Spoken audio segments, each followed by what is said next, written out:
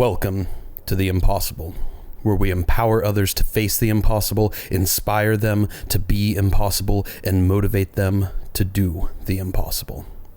I'm Matt, and I'm here with a bonus episode for you guys tonight.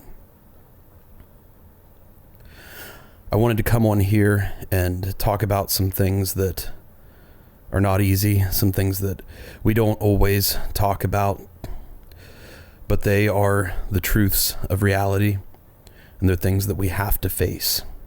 So many things on here that we discuss with so many of our impossible guests are not easy to discuss. They're not easy for me and Austin to hear. They're not easy for our guests to relive with every minute detail, but they are necessary. And more than necessary, they are so important. Because the only way to find healing, to find growth, to find meaning, and to create purpose for these stories and these events is to relive them, to extract the lessons, the strength you built from those experiences, and to give those to others battling through the same situation today. There's so much hurt, there's so much pain, there's so much suffering in this world. But what's greater, what's stronger than that is how much good there is. And we're trying to be a big part of that good and bringing this positive, strengthening, motivating message to everyone facing the impossible in their lives today, so that they may be able to face these circumstances. They can overcome them. They can build themselves into someone who is capable of doing these impossible things. And through that process, they will find healing, they will find growth, and they will find a potential for themselves so far beyond anything they could have imagined. I was thinking a lot about it this last week, and I was thinking a lot about it today during my training session. And I realized every single week I go to the gym, Monsters Bent Barbell, with so many other incredibly strong people. And we put ourselves in situations that could kill us. We get underneath weight that could crush us in an instant. We fight against injury, we fight against setback, we fight against health conditions, we fight against challenges that should break so many of us. Yet every week, some of us every day, we show up to fight those battles, to find those challenges, to overcome them, and ultimately to gain strength of mind, body, and spirit. And in this particular training cycle, I've had 2 instances now where I was squatting on my prosthetic leg with weight I never thought I would even remotely touch. And I've had 2 instances where I've almost fallen under that weight. And those moments aren't lost on me. They're not something I take lightly. If you've ever been someone who's been under that kind of crushing weight, you know that it's not something that you just shrug off and don't think about. Fortunately, I train at what is the best gym in the world with the best humans in the world. And each time this has happened, there's been someone there to catch me, to catch the weight, to make sure I'm safe, make sure I'm recovered, and help me through those moments.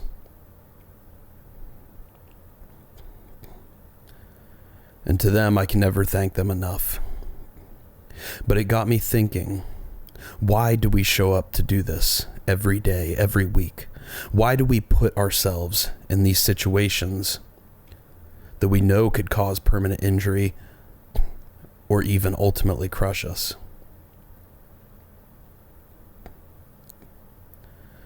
Because it's not what most people, I think, would call smart. It's not promoting of necessarily long-term health or wellness as a lot of people would consider it.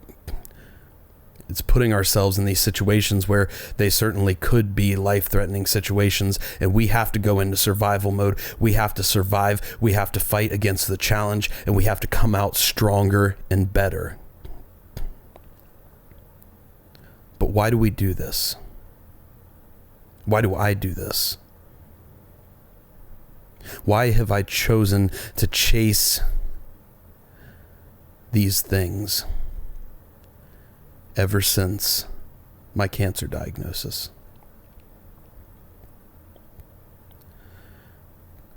Spent a lot of time thinking about it this week, meditating on it, reviewing it in my brain, listening to other perspectives on it.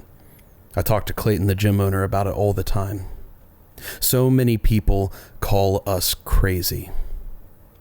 They say they can't watch our videos. They say, why would you ever do that to yourself? Why would you ever push yourself to that level? Why would you put yourself in that situation? And here's the answer. We are programmed to survive. We are programmed to overcome. We are programmed to adapt. And me specifically, Austin and I are programmed to face the impossible, to become impossible in that circumstance, ultimately doing the impossible.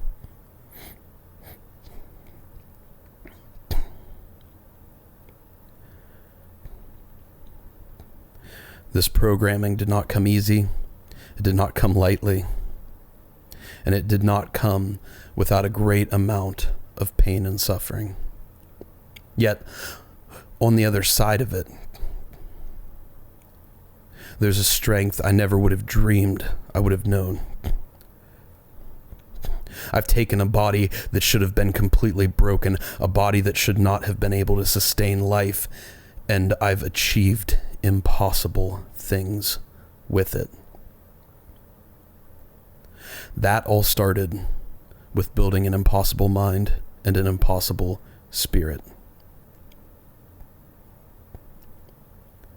And even that was not something I chose initially. Moreover, it was a circumstance that I was placed in. A life-threatening circumstance, a circumstance where I had to survive and thrive or I would die.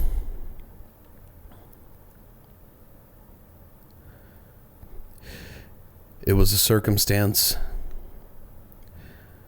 where I had to choose. I had to make a choice that I did not want to make. Nobody ever does. But in those moments, I had no option.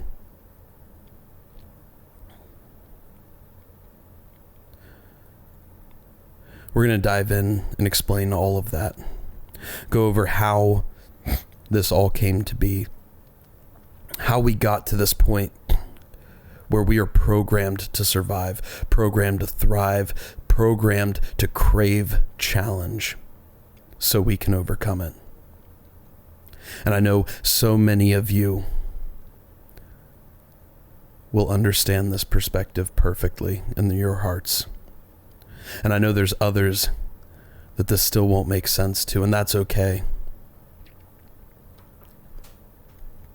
I don't know if everyone is meant to chase life in this manner, but I do know everyone has the potential for it.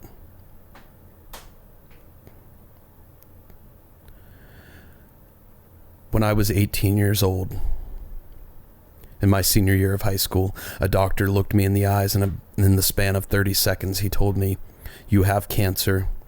You're going to get your leg cut off. You're not going to school next year. You're going to put your plans for life, your dreams and your hopes and your aspirations, all of that is on hold while you go through 9 months of brutal, intensive chemotherapy. It was the first time I'd ever been confronted with my own mortality. And it wasn't so much a confrontation as it was a crushing weight that landed on me and broke my soul in an instant. You hear so many of our guests talk about the numbness that comes with something like this. It's like your body, your mind, your spirit can't even process it. So you go into survival mode. You shut it off. You bury it down deep. And you try to pretend that it's not real. It's a natural human thing to do. And I remember those days and those weeks after this diagnosis, the uncertainty, the fear, the pain of not knowing what lay ahead of me very nearly crushed me.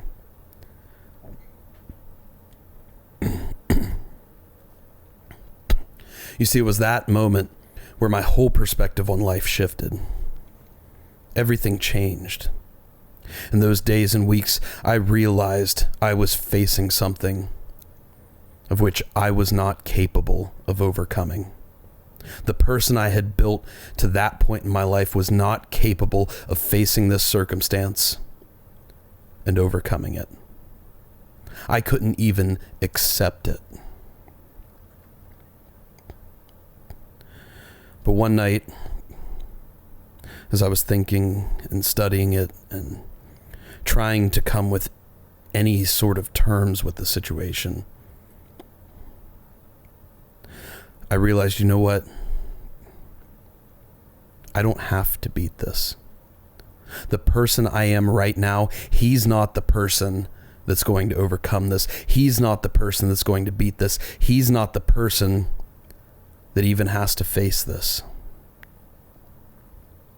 But you know what? I can create that person. I can create someone who can face this awful challenge, this brutal diagnosis. I can create him over time, and I can build him up to be such a person that he becomes an impossible version of myself, somebody who never should have or would have existed otherwise. That man could face this, and he can overcome it. So in that moment, laying in my bed as an 18-year-old kid just diagnosed with cancer, I made the decision that I wasn't going to worry about the cancer diagnosis. I wasn't going to worry about having to make it through the chemotherapy, make it through the amputation, or make it through anything else that came along with it. All I was going to focus on was building the individual who could. And that brought me a greater source of power than I could have ever known.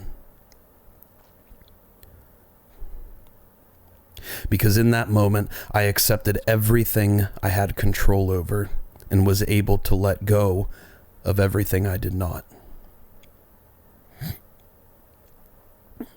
And in doing so, my mission became simple, my vision became clear, and I was able to take that first step forward in the face of this diagnosis, in the face of this impossible.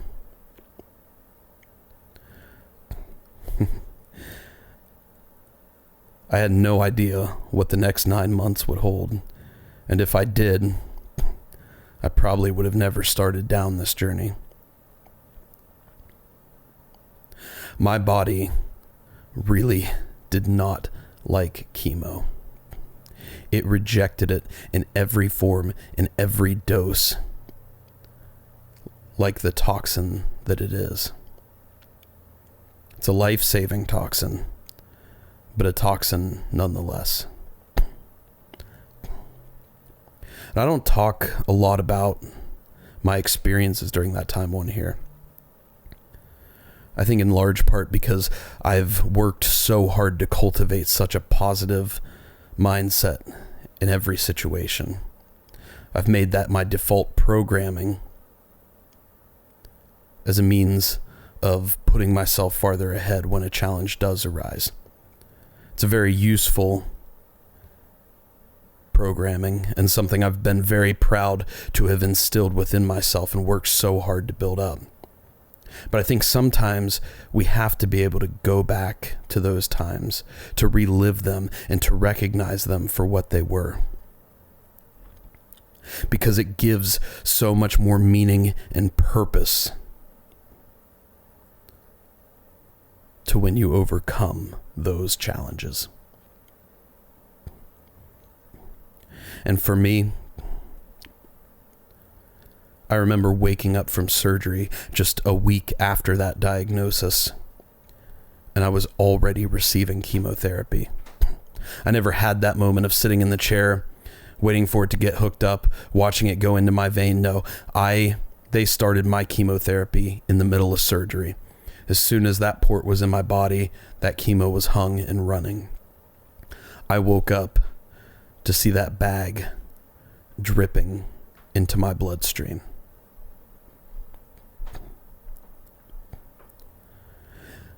But in that moment, I went back to that mission that I had built for myself. I wasn't going to worry about this. I'm only worried about building the person who can overcome this. And that all started internally. It started in my mind and in my spirit. Started with building a positive outlook on this. Realizing that people were watching me on this journey. They were watching to see how I would react in the face of such circumstances. And they would have understood. They would have understood so perfectly if I had broken down and given in to it. But I also knew that I could use that situation to show people something more.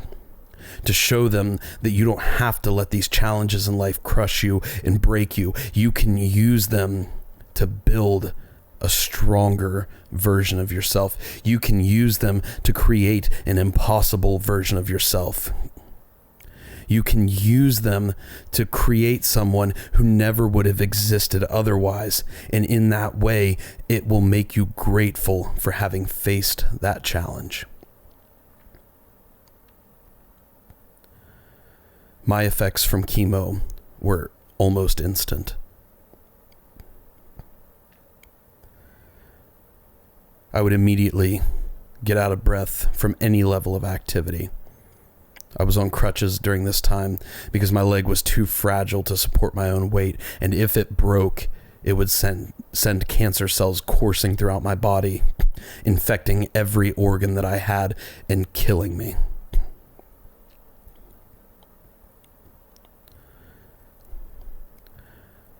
So I crutched on, up the stairs, through the hallways of school, out of breath, wheezing, with blurry vision. I developed immediate heartburn, like I'd never experienced before.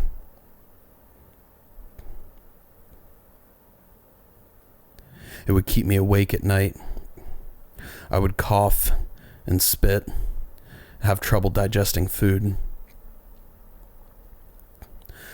I developed mouth sores that would bleed internally, all the way through my GI tract. I would have blood in my mouth.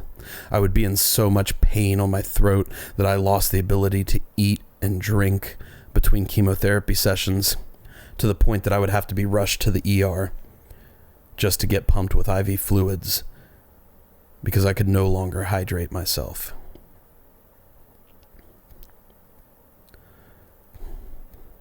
The red blood cells in my body that carried oxygen through my veins and to my organs and cells depleted so much that there were times I couldn't even sit up without passing out. I would be rushed to the hospital in sepsis multiple times to receive IV antibiotics, be placed in the ICU for weeks on end, being hooked up to BiPAP machines, CPAP machines, ventilators, anything to keep my body alive.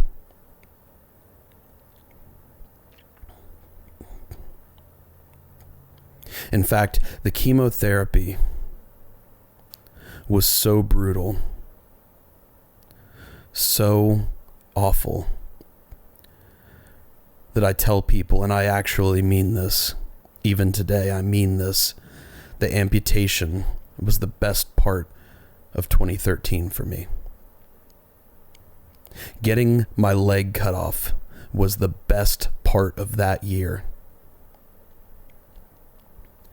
Because for a moment, for a couple weeks, I got to be off of chemotherapy. It was that bad.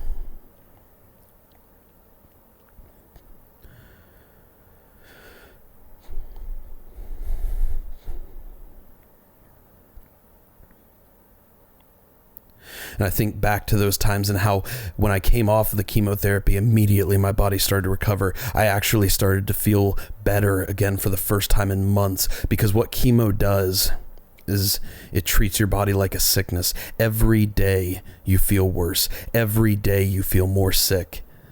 And every time you have a good day right before another infusion, you get that next infusion and it breaks you down even further. And it's this endless cycle of waking up feeling worse and worse every day. And when you're in that moment, there's no hope in sight. There's no light at the end of the tunnel saying, I'm going to get out of this, I'm going to recover. It's only survival for that week, that day, that minute, that instant in time. You're just focusing on survival.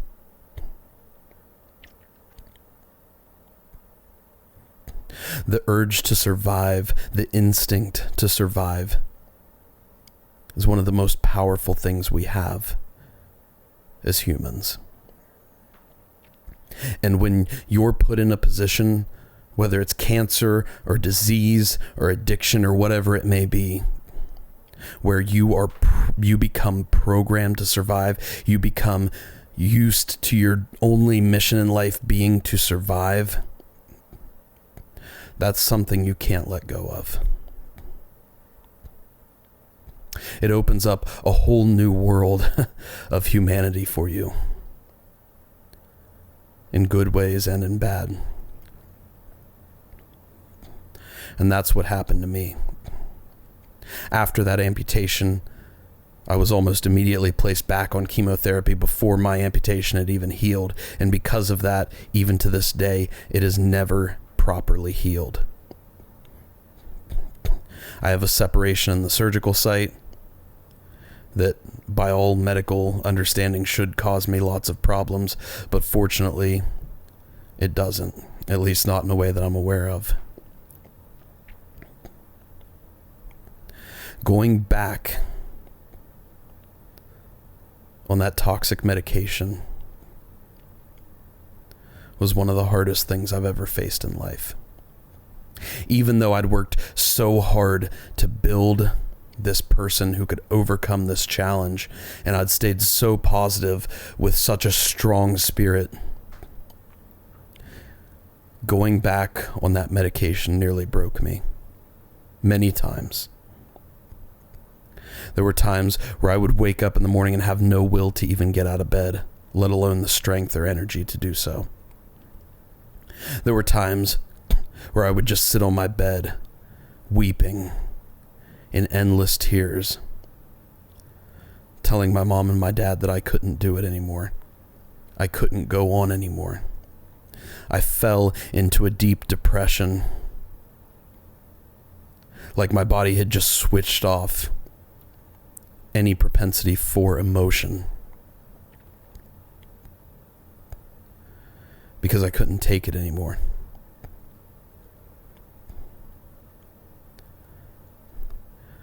There are things out there that are so much worse than death. It got to the point where between every single chemo treatment, I was being rushed back to the hospital in sepsis because it would just totally obliterate my immune system, and I would immediately contract an infection that my body could no longer fight. I got to the point where I developed a deep intuition, a strong feeling that if I were to continue, something would go gravely wrong. I got this strong feeling, this sixth sense that my body could not take anymore, that the next treatment would kill me. I gathered all my doctors, my whole healthcare team into the room right before that last treatment. And I told them everything I felt and said, I don't think I can handle another round. And to their credit, they sat for hours and listened to me and discussed, and we talked about the pros and the cons. But the cancer I had was a very aggressive pediatric cancer, to the point that anybody I've ever known that has had a recurrence of this cancer has died. If you don't kill it the first time, it will kill you. That's what the doctors knew. They knew that I was actually fortunate enough to be in a treatable situation where if they gave the right medications and the right doses and did the right surgeries, they could cure me of this vicious disease. But if we did not totally eradicate it, I would not survive. And so ultimately, I made the decision to continue. I got that final dose of chemotherapy despite my intuition, and 3 days later, I was life-flighted to the hospital. Far sicker than I had ever been, unbeknownst to me at the time. My blood pressure had dropped to the 50s over 20s, so low that I no longer had enough oxygen going to my brain to fuel my own vision. I lost my vision. I started losing my ability to hear. I was barely coherent. But I was in so much pain. It was the only thing that I could interpret, the only sensation I was aware of. An ambulance was fortunately nearby, as it usually takes 45 minutes for it to get to my house.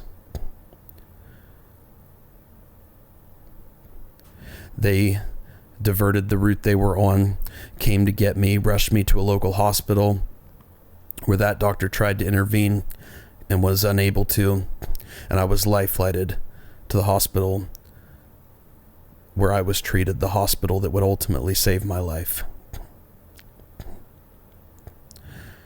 I remember that helicopter ride being one of the longest periods of wait I've ever endured. For what seemed like days, I laid in that helicopter with the paramedic continuing to pump medications into me at a loss of what even to do. And I remember landing on that rooftop, the door opening, and a whole medical team already up there waiting for me. And I felt the cool winter air on my face for what would be the last time for months. I was rushed down to the bottom floor of the 14-story building, put in a trauma room in the emergency department, a room so well equipped they can even perform surgery in it. A whole team exploded around me. Doctors, nurses, pharmacists, oncologists, emergency medicine physicians, infectious disease providers. It was chaos like I'd never seen. Yet they were all in perfect order. I kept feeling points of pain as they tried to access me with IV needles, but my blood pressure had continued to drop to the point that they could not even get IV access on me. The last number I remember seeing on the screen was 26/10. I didn't know you could be alive with those numbers. I faintly heard my mom yell my name out to tell me that she was there. She had arrived at the hospital, and I looked over to see one of my oncologist's faces, a man who was one of the happiest, most cheerful, energetic, motivating men that I had ever known to that point. Yet in this moment, his face was stark white, and the only thing on it was fear. And that was the last thing I saw as I slipped into darkness.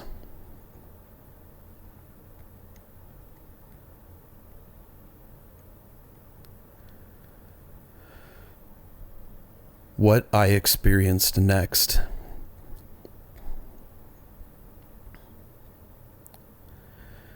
is something that very few people on this planet even know about. It's something I've never spoken about publicly, and I may never do so.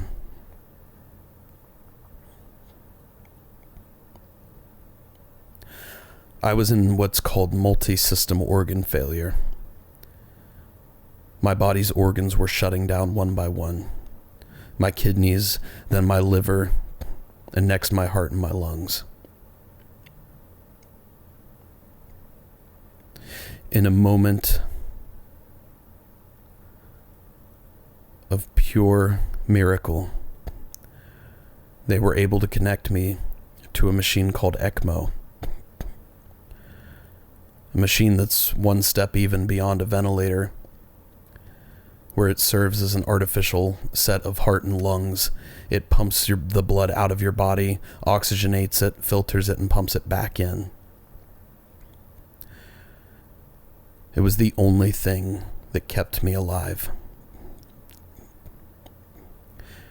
Back when I was on this machine, only 50% of the people who went on it ever came off of it alive. And an even smaller percentage of those people regained any level of mental or physical function. This machine was keeping me alive, but it was not healing me. Despite every method the doctors knew, my blood pressure kept dropping. Lower and lower, resisting every single medication they had in their arsenal to revive it. And just when everyone had given up, just when my parents had been told to prepare for their son's death, one doctor did the impossible. She found an experimental treatment from the most unlikely drug you would ever imagine that maybe had some chance of helping. At that point, I was in a position where I could not get any worse. So she approved it with my parents, appealed to the hospital's board, and got it approved for compassionate care. The pharmacy ordered, compounded this drug, and one of the most amazing nurses I've ever had the privilege to know administered this drug. Within days, I was back to a healthy blood pressure. I I was paralyzed on a table in a medically induced coma for 2 weeks.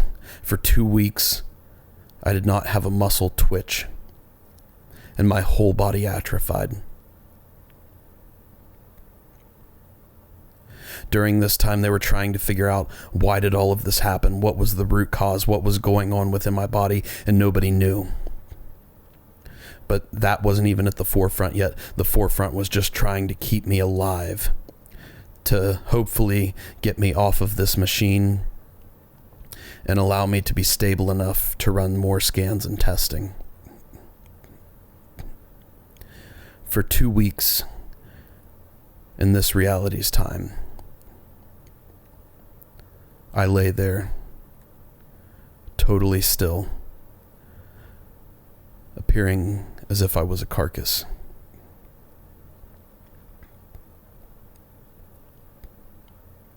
Yet, what I was facing internally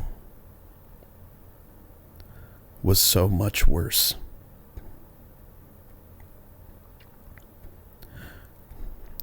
Doctors call them hallucinations. Sundowner syndrome, they call it, when your body loses its circadian rhythm and you no longer have the ability to internally detect when it's day versus when it's night. Maybe they're right. All I know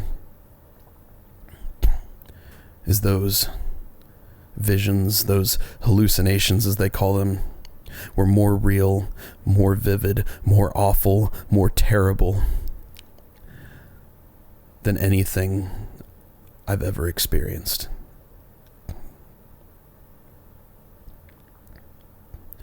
You see, it was 2 weeks that I laid on that table, but in my mind, I was gone for years,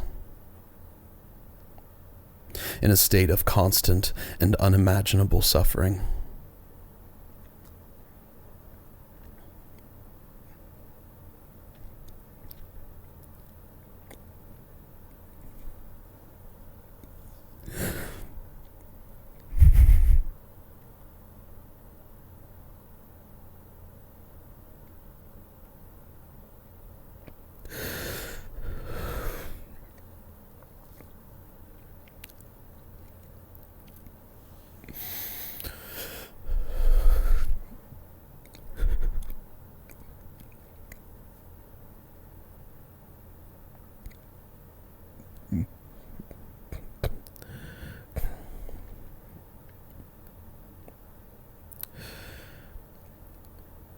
And I don't know if I'll ever be able to talk about that publicly.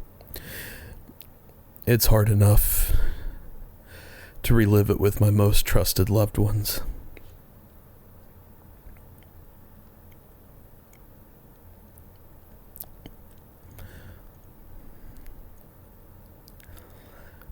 The doctors told my family I would never remember any of this, but it's still burned into my brain, just as clear as the day it happened. And I'll never forget one of the happiest days of my life, when I first started to come out of that coma and realized everything I had experienced for what felt like years was not the reality that I knew.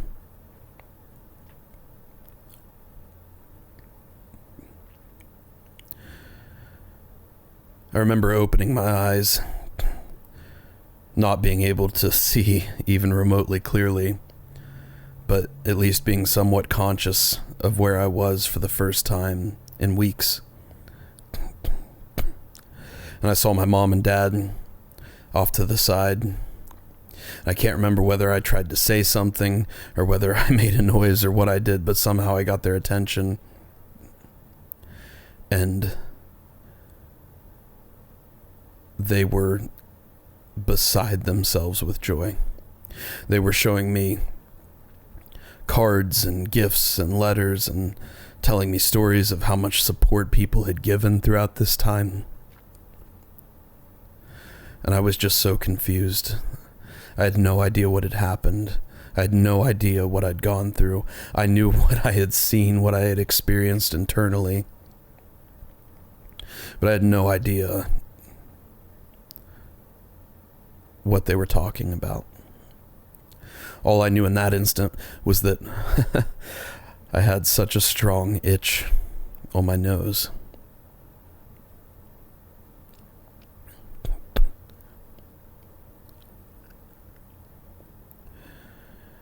But I couldn't even lift my own arm to scratch it. See, like I had talked about, my whole body had atrophied to the point I was no longer capable of lifting my own arm.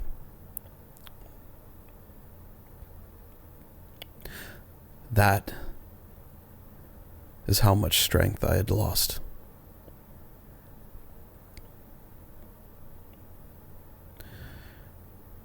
Waking up from a coma is not like it is in the movies. You don't just wake up and realize that you're okay and everything's happy and everything's fine and you're alive. In real life, it comes in waves. And for weeks and months, I slipped in and out of those hallucinations, never sure what was real and what was not. Never sure of if I was alive or if I was not. Never sure if I even understood where I was or who I was anymore.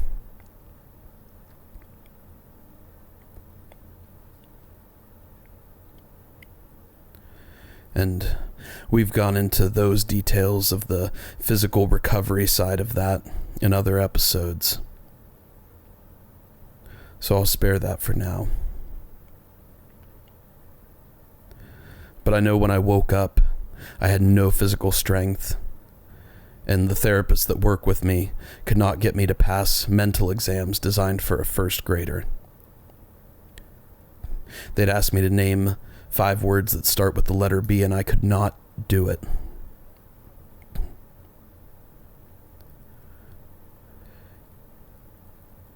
But there was one thing that saved me, physically and mentally, during this time. Because for the last 9 months, I had never focused on beating cancer. I'd never focused on overcoming amputation. I'd never focused on facing this reality even. My sole focus had been to create the person who could. And I had finally done that. Fortunately, that person, that new spirit and mindset I had built within myself was able to take over because it had already become my default. It refused. He refused to listen to any limitations people placed on him. He knew he would defy all medical standards in his healing and recovery. And when the doctors thought that I may never walk again, and that it would take 6 months of inpatient rehab, if I ever was able to, I took my steps just 2 weeks after that initial wake up from the coma. They were heavily assisted and supported with the aid of many physical and occupational therapists, but they were steps nonetheless. And within 2 months, I walked out of that hospital, assisted by crutches, and felt the cold winter air on my face once again. And I'd love to tell you that I took that mindset and that person that I'd built and charged forward with every fiber of my being into life after that. I'd love to tell you that I took that relentless pursuit and that spirit of facing the impossible, being impossible, and doing the impossible, and applied that to every area of my life henceforth.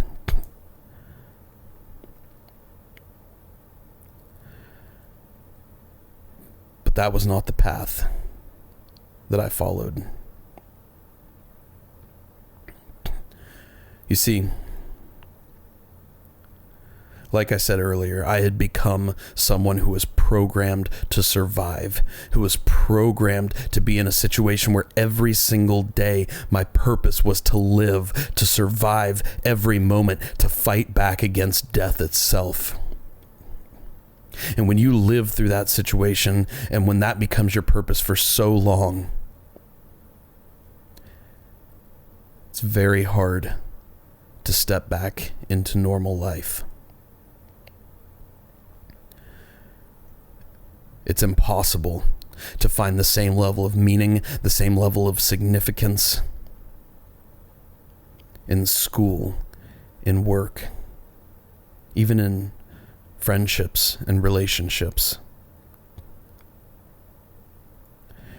And I had no idea how lost I was.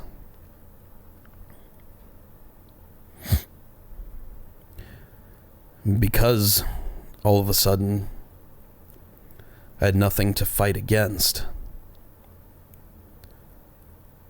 Nothing to survive against.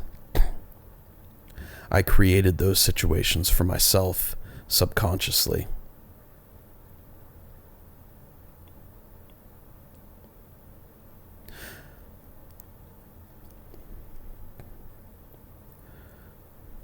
Through alcohol and food and negative thought and negative people, I subconsciously chased situations that broke me down. Even though I'd been so fortunate to walk out with my own life, I was no longer someone who could survive without something to survive against. And so I found things to survive against, because otherwise I had no meaning and no purpose for my life.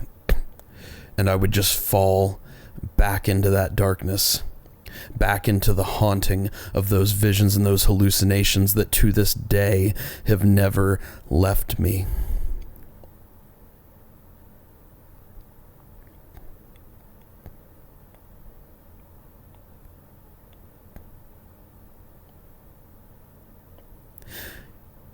Yet that person I had created, he was still there inside of me.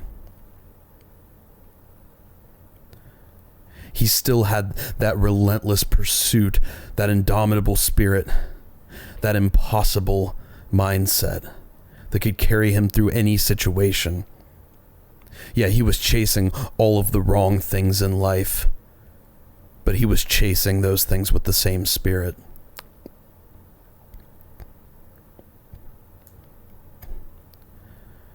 And one day, that man got the idea to start running. For no particular reason, with no particular motivation.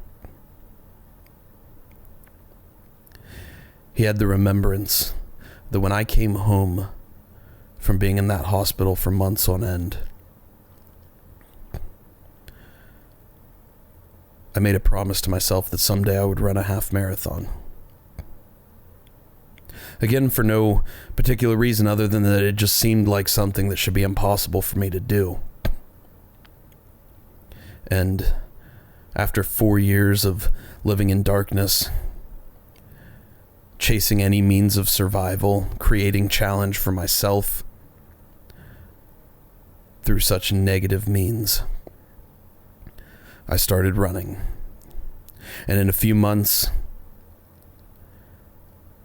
I trained up and somehow crossed the finish line of the Columbus Half Marathon.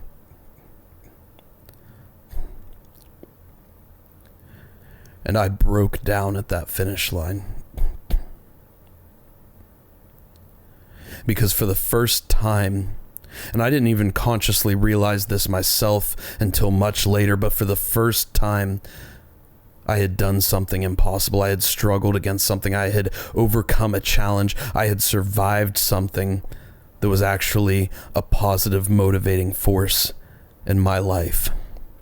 And when I crossed that finish line, a switch was turned on for me, and I was able, for maybe the first time ever, to fully realize the bounds of my own potential. And as we've said so many times on this show, when you see that potential in yourself, you see it in everyone around you. It wasn't a straight journey from that moment, but it was the first step that led me on a better path. It was the spark that would ignite the passion and purpose I would create and build for my life since then. It was what led me to running many other races and finding the gym, finding powerlifting. All of a sudden, I found these things that I could survive against on a daily basis, these challenges I could face routinely. Just as I was doing before with all of these negative things, I now had these things in my life where I could fuel that need to survive, that need to face challenge, that need to overcome. Yet they were positive things that were building me up and creating a stronger version of myself.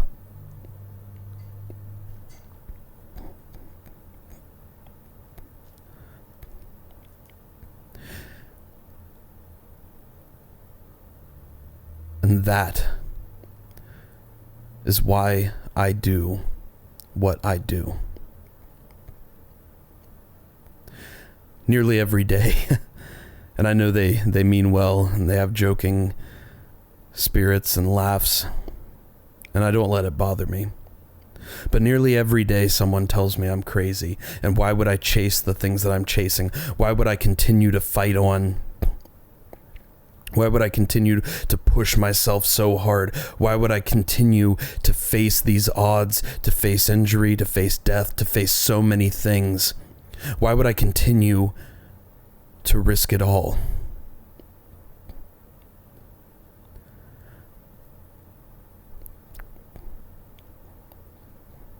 And it's because I have no fear of dying. I've already done that. My greatest fear, my greatest motivation is that I would die without ever living.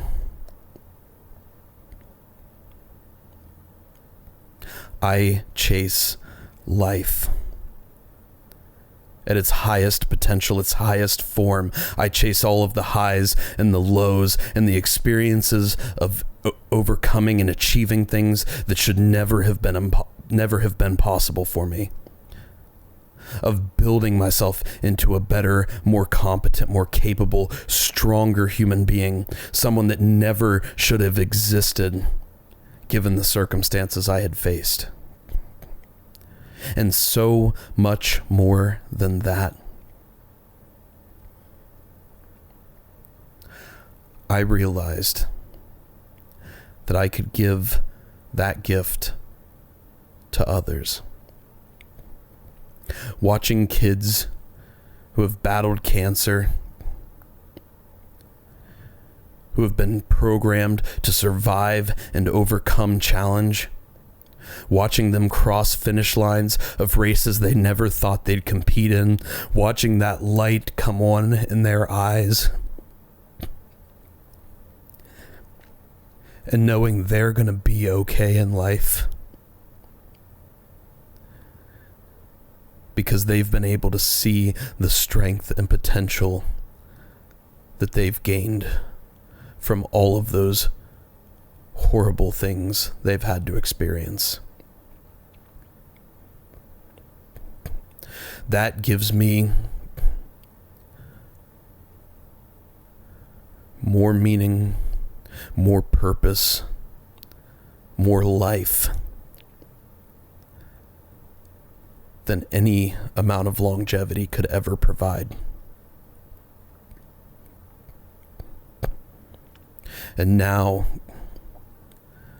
having the gift of my daughter and my wife and our family, and knowing that I can instill those same things in her so that she can charge forward in her life with whatever passions and purpose she creates for herself, and apply the same mindset to do the impossible in those areas, building an impossible version of herself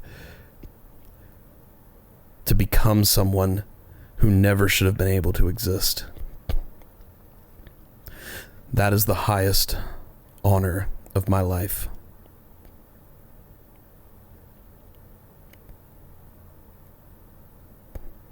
That is why I do what I do. That is why I go back to the gym every week. That is why I strap that running blade on despite any amount of pain I'm feeling. That is why I put myself under weight that could crush me, so I can have the opportunity to fight against it, to become someone stronger, to become someone impossible, and be able to give that person to others.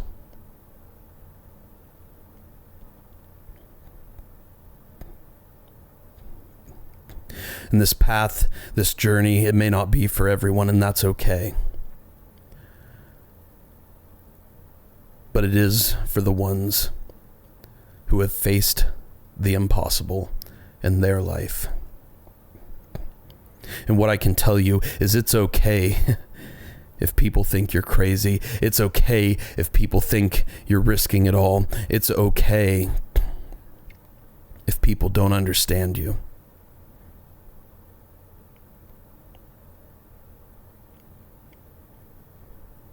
You have the opportunity to take that impossible, whatever it is in your life.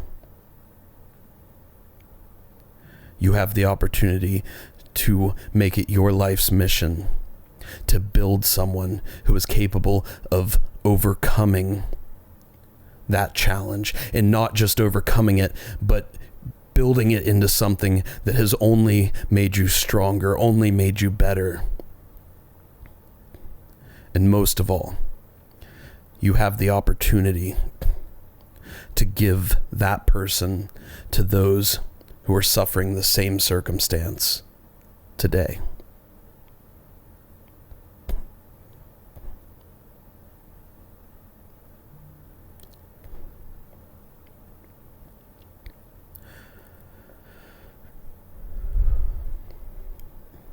I want to thank each and every one of you who have been a part of this journey, a part of this mission, this vision, this message we have at Impossible Performance. This is why Austin and I chase everything we do with such intensity, such passion, and such purpose, because it is our life. For us, the impossible is the highest form of living. We've already faced death. We've already looked it in the eyes, felt its touch, felt its grasp, felt its embrace.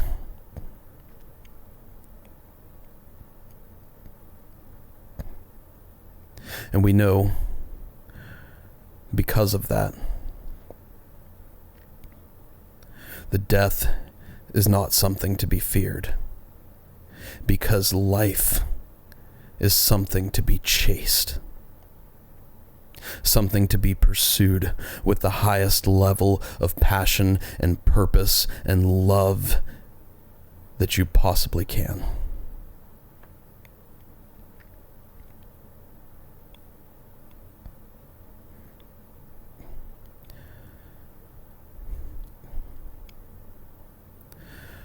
So if you ever start to question in your own life why you do what you do, why you chase what you chase, why you love what you love, remember that it's because you're chasing life.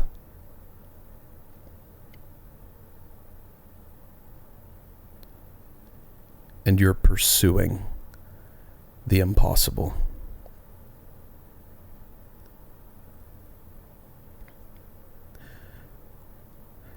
Thank you for listening. And as always, be impossible.